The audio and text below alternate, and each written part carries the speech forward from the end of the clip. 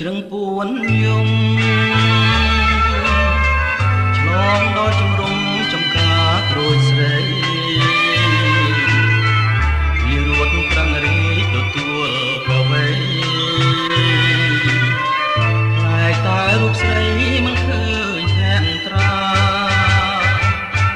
អូនដើរបែកក្រូចបងលួចមើលមុំ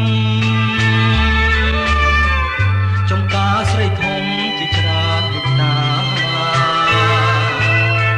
សាមកចេញផ្លែសង្កែចេញកាដូចណាប់ចិន្តាឲ្យជួបកវីតវត្តតែមិនក្រហឹមដាំង